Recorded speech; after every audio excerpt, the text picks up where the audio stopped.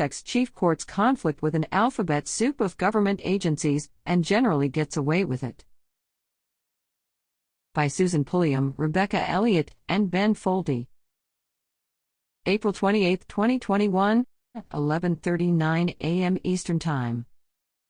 He's become one of the world's most successful entrepreneurs by reinventing industries from electric cars to rockets. Along the way, he's also rewritten the rules of engagement with U.S. regulators. Elon Musk has emerged a winner in a series of run-ins with a range of regulatory agencies that have watched as he sidestepped rules or ignored enforcement attempts. He has overmatched an alphabet soup of agencies that oversee financial markets and safety in the workplace, on highways, and in space flight.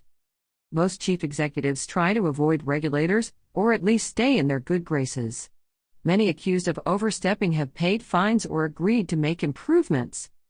Mr. Musk, revered by some investors for his iconoclastic approach, has taken a different tack on his way to becoming one of the richest men in the world, not letting regulations hinder his goals to revolutionize transportation with Tesla Incorporated's electric cars or colonize Mars using SpaceX rockets.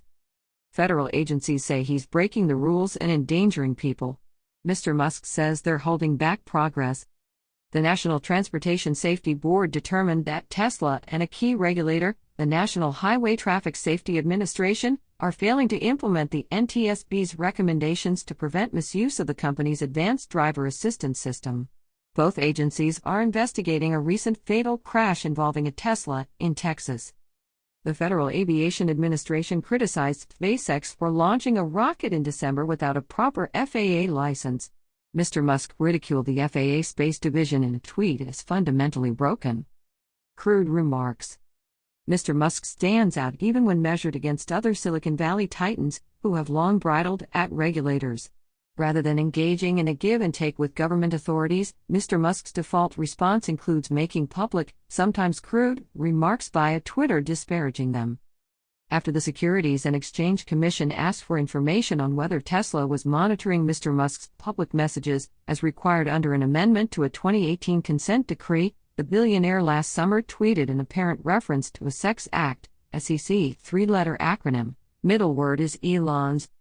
When asked to comment on the specifics of this article, Mr. Musk replied with a poop emoji. Asked to elaborate, Mr. Musk declined to provide any input on his interactions with federal agencies or his view toward regulation. In a tweet Tuesday, Mr. Musk said he agrees with regulators 99.9% of the time. He added that when they disagree, it is almost always due to new technologies that past regulations didn't anticipate. Tesla and SpaceX didn't respond to requests for comment. NHTSA said it is closely evaluating potential next steps to ensure that drivers have access to the most effective measures to ensure their safety, including the understanding that they are fully responsible for the operation of the vehicle. An FAA spokesman said SpaceX has taken corrective actions that enhance public safety since the December launch. An SEC spokesman declined to comment. Rather than encouraging Mr. Musk to conform, some shareholders revel in his behavior. Mr. Musk's fans see him as a freedom fighter and they cheer him on, says Nathan Weiss, an independent research analyst who has long followed Tesla. Space Exploration Technologies Corporation, or SpaceX, has already designed rockets that are successfully in service taking cargo and people to space. Just last week, a SpaceX rocket brought 4 astronauts to the space station, for the first time employing a pre-used capsule and rocket. Earlier this month, NASA awarded SpaceX a $2.89 billion contract to build a lunar lander for moon missions. SpaceX has run into conflict with regulators as it tests its new large rocket, the Starship, a reusable transportation system that can carry crew and cargo to Mars, according to the company's website. Tensions built as a December 9 launch date approached. Reflecting the reality that early test flights often go awry, Mr. Musk tweeted on December 7 that the launch had just a 1 in 3 chance of complete success. For the FAA, the acid test was whether a possible explosion would pose a threat to surrounding communities. Atmospheric conditions such as temperature, wind direction, and clouds can affect the distance shock waves travel in an explosion, space aviation experts say. The FAA calculated that the launch might exceed its threshold for risk of injuries to the public. SpaceX presented the FAA with its own risk analysis. The FAA rejected SpaceX's analysis and declined to waive the agency's own safety criteria, according to an FAA spokesman. Fireball. SpaceX launched the rocket anyway. The vehicle, dubbed SN8, soared miles into the air before returning to the launch pad nearly 7 minutes later, exploding into a fireball on impact. No one was hurt and there were no reports of property damage. After the FAA delayed a January test launch, Mr. Musk accused the agency of holding back progress and argued that its regulations were outdated. Their rules are meant for a handful of expendable launches per year from a few government facilities, he tweeted on January 28. Under those rules, humanity will never get to Mars. On March 12, FAA Administrator Stephen Dixon called Mr. Musk to remonstrate, stressing that he is required to follow FAA rules, the FAA spokesman said.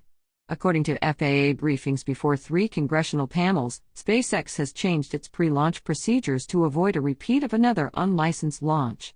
It is now required to have an FAA inspector on site, rather than observing remotely, during launches, the FAA said.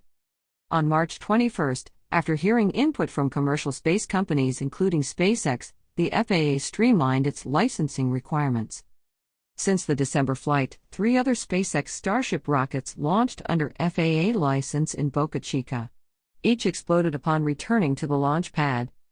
The National Labor Relations Board ruled in March that Tesla had violated U.S. labor law by hindering unionization and ordered Mr. Musk to delete a tweet discouraging employees from unionizing. Tesla this month appealed the decision, saying the NLRB's ruling was contrary to law. Mr. Musk's tweet remains online. The NLRB declined to comment. Tesla rebuffed inspections from state occupational safety and health administration officials seeking access to its Gigafactory in Nevada, where the company manufactures battery packs for its cars with partner Panasonic Corporation. The automaker stymied Nevada OSHA for nearly 3 months in 2019 as the agency attempted to fully inspect the battery factory, one of the area's largest workplaces with around 7,800 employees, according to records and correspondence reviewed by the Wall Street Journal. After an employee lost a finger and another suffered lacerations on the same day, the agency ordered Tesla to obtain an outside assessment of its machinery. Tesla missed a deadline to provide a copy to OSHA, and Jess Langford, the state agency's chief administrative officer, ordered a comprehensive inspection in March 2019. OSHA inspectors wrote they were unable to recommend citations for 9 potential hazards they observed while initially attempting to inspect the plant, because Tesla refused to allow them to interview employees to ascertain whether the company had known about the issues. Upon their return the next day, the inspectors weren't allowed to continue their work, according to their reports.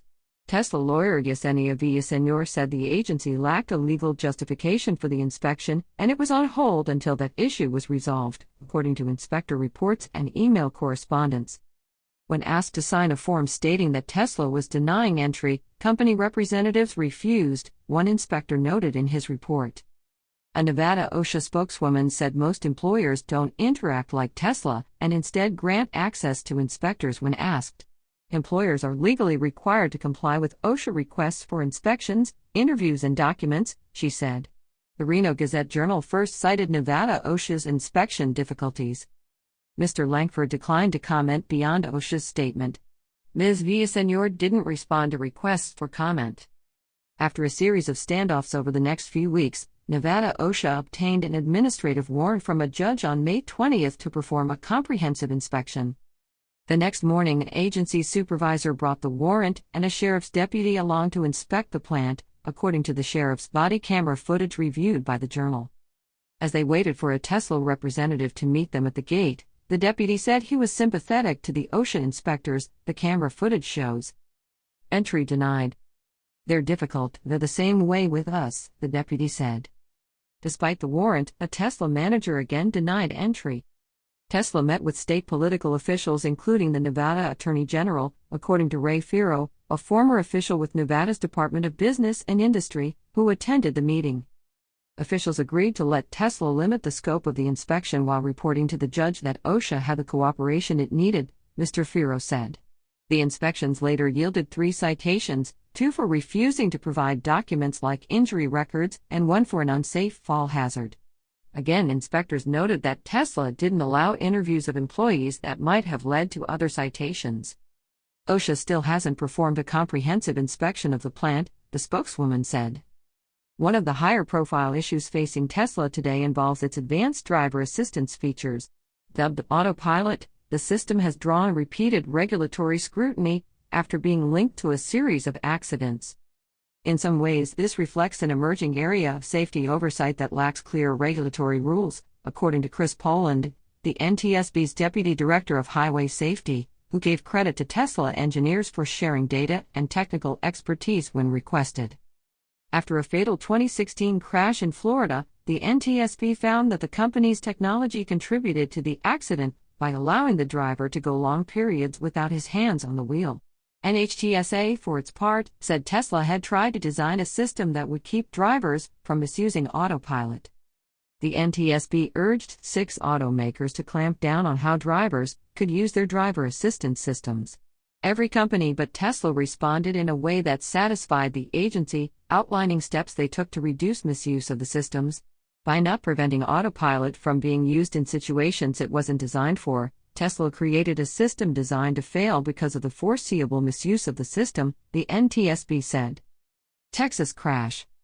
This month, after the fatal Texas crash, local authorities said they found 2 men in the vehicle, but neither was in the driver's seat.